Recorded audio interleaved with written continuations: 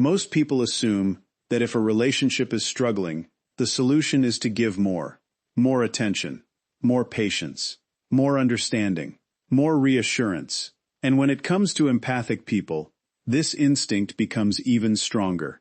An empath naturally believes that if they can just love deeply enough, communicate clearly enough, or remain patient long enough, they can eventually break through the walls of an avoidant partner. It feels logical.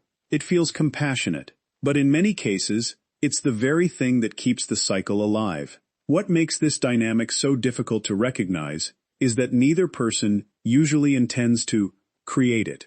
The empath is not trying to lose themselves, and the avoidant is not consciously trying to create distance. Both are responding to deeply ingrained emotional patterns. The empath moves toward connection when uncertainty appears.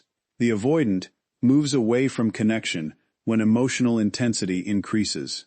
One pursues, one retreats, and together they unknowingly create a system that sustains itself. The mistake many empaths make is assuming that the chase is creating progress.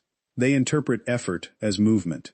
If they're sending thoughtful messages, initiating conversations, trying to resolve conflict, and constantly keeping the connection alive, it feels like they're doing something productive. But activity and progress are not the same thing. A relationship can be full of activity while remaining completely stuck. From a psychological perspective, the avoidant gradually becomes accustomed to being pursued, not because they're selfish or malicious, but because human beings adapt to whatever becomes predictable. When reassurance is always available, its value often becomes invisible. When someone is always willing to reach out first, forgive quickly, and maintain the connection regardless of what happens, that effort can slowly become the expected baseline rather than the appreciated exception. This creates an imbalance that neither person initially notices. The empath begins investing more emotional energy into maintaining the relationship, while the avoidant becomes increasingly passive. The more one person compensates, the less the other is required to contribute. Over time, what started as love begins to resemble emotional overfunctioning. Think about it this way. If one person is constantly carrying the entire weight of a conversation, a conflict, or a relationship, the other person never has to develop the muscles necessary to carry their share. Growth rarely occurs when responsibility is removed. Growth occurs when responsibility becomes unavoidable. There's also a deeper philosophical issue hidden beneath this pattern. Many empaths secretly believe that love can be proven through sacrifice. They believe that enduring disappointment demonstrates commitment, that tolerating inconsistency demonstrates loyalty, that understanding someone's wounds requires endlessly accommodating their behavior. But true love and self-abandonment are not the same thing. In fact, when you consistently ignore your own needs in order to preserve a connection, you're teaching yourself a dangerous lesson. You're teaching yourself that your value comes from what you can give, rather than who you are. And once that belief takes hold, the relationship stops being about connection and starts becoming about validation. This is why so many empaths feel exhausted. They're not simply loving someone. They're working for evidence that their love matters. They're trying to earn what should be freely reciprocated. And the harder they work, the more frustrated they become when the emotional return never matches the investment. Ironically, the avoidant often senses this pressure, even when it is never spoken aloud. The pursuit begins to feel less like connection and more like expectation. As a result, they retreat further, not because they don't care, but because the dynamic itself creates tension. The empath sees distance and moves closer. The avoidant sees closeness and moves farther away. And the cycle continues. What neither person realizes is that the chase was never creating connection in the first place. It was merely preventing both individuals from confronting the reality of the relationship. The empath never had to face whether their effort was truly being matched. The avoidant never had to face what it would mean to actively participate in building intimacy. And that's the uncomfortable truth. When one person is doing all the chasing, neither person is actually growing. The moment you stop confusing pursuit with love, you begin to see the relationship clearly. And clarity is where every meaningful transformation begins. Remember this.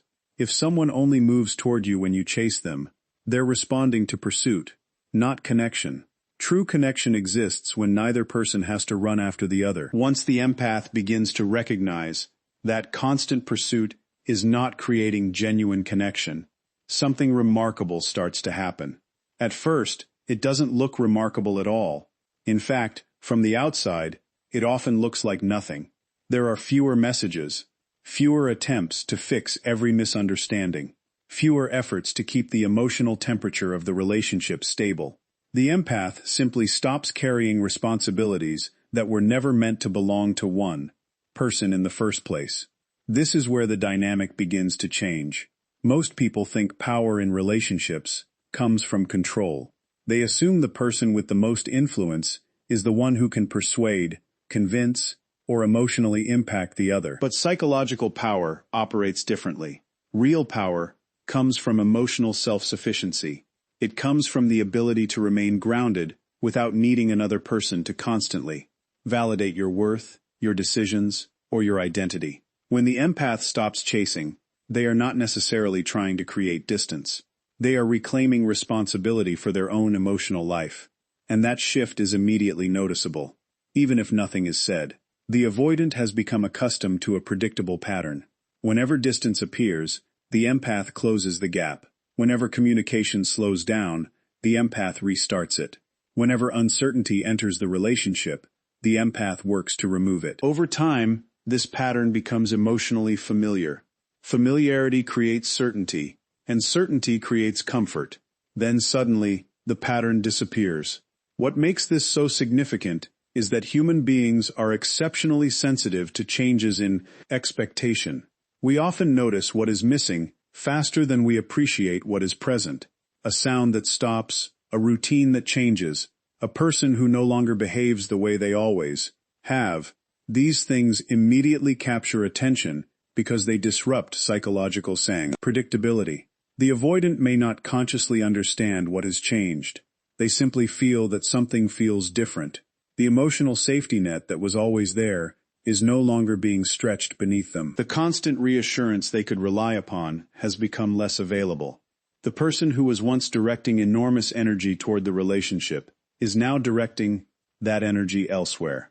And this creates a new experience for the avoidant: uncertainty. Now, it's important to understand something here. This is not about playing games. It is not about using silence as a weapon, or creating artificial distance to manipulate someone into returning. Genuine detachment and strategic manipulation are completely different things. Manipulation is still focused on controlling another person. Detachment is focused on controlling yourself. One seeks a reaction.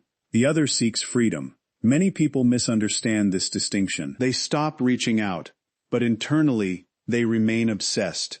They continue monitoring every response, every social media update, every sign of movement. That isn't detachment. That's pursuit, disguised as silence. True detachment happens when the empath genuinely accepts that they cannot force connection, cannot accelerate another person's growth, and cannot love someone into becoming emotionally available before they are ready. And that realization changes everything. Because when the empath stops trying to manage the emotional experience of the avoidant, they inadvertently create a space where the avoidant must confront their own experience. There is no longer someone constantly reducing discomfort, explaining away distance, or compensating for emotional withdrawal. For perhaps the first time, the avoidant is left alone with the consequences of their own patterns. This is where something fascinating often occurs. The absence of pursuit creates visibility. The empath's value becomes easier to see when it is no longer constantly available. The conversations that were once taken for granted suddenly stand out. The emotional support that seemed ordinary begins to feel significant. The presence that was expected becomes something that can no longer be assumed. Human psychology has always worked this way. We rarely understand the importance of something while we are unconsciously relying on it.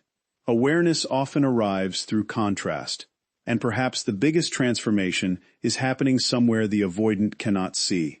The empath is beginning to discover that peace feels different from anxiety. They are learning that self-respect feels different from emotional overinvestment. They are realizing that their identity exists independently of whether another person chooses closeness or distance. This is the moment the power dynamic truly shifts, not because the empath gained leverage over the avoidant, not because the avoidant suddenly became vulnerable, but because the empath stopped placing their emotional well-being in someone else's hands. And when a person reaches that point, they become incredibly difficult to control, not because they are stronger than everyone else, but because they no longer need what they once believed they could not live without. Remember this: the moment you stop chasing isn't the moment you lose your power. It is the moment you discover where your power was supposed to come from all along. Once the empath has stepped out of the pursuit cycle and reclaimed their emotional center, something begins to happen that many people never expect. The focus shifts away from the empath entirely and lands where it has quietly belonged all along, on the avoidant. One of the most misunderstood aspects of avoidant behavior is that people often assume avoidants are unaffected by distance, loss, or emotional disconnection. Because they appear self-contained, independent, and sometimes emotionally detached, it is easy to believe they simply move on without reflection. But psychology tells a more complex story. Avoidance is not the absence of emotion. More often, it is the management of emotion through distance. Many avoidants have learned, consciously or unconsciously, that closeness creates discomfort. Vulnerability feels risky. Dependence feels dangerous. Emotional exposure feels unpredictable. So when relationships begin demanding deeper levels of intimacy, their instinct is often to create space. That space provides relief. It lowers pressure. It restores a sense of control. The problem is that relief and resolution are not the same thing. Creating distance may temporarily reduce emotional discomfort, but it does not address the underlying fears that created the discomfort in the first place. Those fears remain beneath the surface, waiting for the next relationship, the next emotional challenge, or the next opportunity for connection. This is why the empath's withdrawal becomes so psychologically significant. As long as the empath was pursuing, the avoidant could remain focused on managing closeness.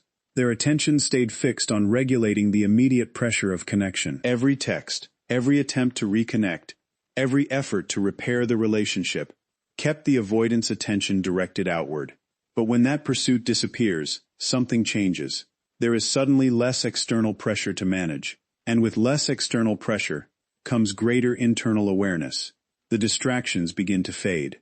The avoidant no longer has someone continuously maintaining the emotional bridge between them and the relationship. The dynamic that once occupied their attention starts to quiet down, and in that silence, self-reflection becomes harder to avoid. For many avoidants, this is the moment when reality begins to feel different.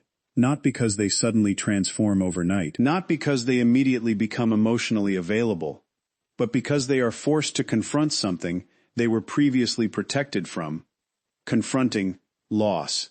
When the empath was always present, the relationship often felt permanent. It felt secure, predictable, accessible. Even if there were conflicts, emotional distance, or periods of withdrawal, there was an underlying assumption that the connection would remain available. That assumption begins to dissolve, and when it does, a fascinating psychological shift often occurs. The fear that once centered around intimacy starts to compete with a different fear, entirely. The fear of losing something meaningful. Human beings are remarkably adaptive. We often become most aware of value when the possibility of losing it becomes real. What was once familiar becomes significant. What was once expected becomes appreciated. The avoidant may begin revisiting conversations in their mind. They may remember moments they previously dismissed. They may reflect on acts of kindness they once took for granted. They may even begin questioning assumptions they held about the relationship, about themselves, and about what they truly want. This process is uncomfortable. Growth almost always is, because genuine self-examination requires confronting contradictions. The avoidant may start asking difficult questions. Why did I pull away when someone cared about me? Why did closeness feel threatening? Why did I invest so much energy protecting myself from vulnerability? Why do I miss something I spent so much time creating distance from? These questions matter because they move the individual beyond relationship strategy and, into self-awareness. And self-awareness is where meaningful change begins. But there is an important truth that must be understood here. The empath cannot force this process. No amount of explaining, convincing, teaching, rescuing, or loving can make another person face themselves before they are ready. Personal growth is voluntary. Insight cannot be imposed. Emotional maturity cannot be borrowed. Every avoidant who truly changes reaches a moment where they choose to examine their own patterns, not because someone pressured them, not because someone demanded it, but because reality finally made avoidance more uncomfortable than reflection. That is the turning point. And whether the avoidant ultimately grows or remains the same, the lesson remains powerful for the empath. You were never responsible for another person's awakening. You were never responsible for carrying their emotional development. You were never responsible for solving struggles they refused to face themselves. Your responsibility was to honor your own worth and allow others the dignity of confronting their own choices. Remember this: people rarely change when they are protected from the consequences of their patterns. They change when those patterns finally become impossible to ignore. And sometimes, the greatest gift you can give someone is the space to face themselves without your rescue standing in the way. And this brings us to the most important part of the entire conversation. Because despite everything we've discussed about avoidance, emotional distance, self-reflection, and relationship dynamics, the biggest transformation was never supposed to happen inside the avoidant. It was always supposed to happen inside the empath. This is where many people get surprised. When they first stop chasing, they often believe they're giving something up. They think they're losing a relationship, losing a possibility, losing a future they had imagined. It feels like surrender. It feels like walking away from an investment that consumed months or even years of emotional energy. But as time passes, something unexpected begins to emerge.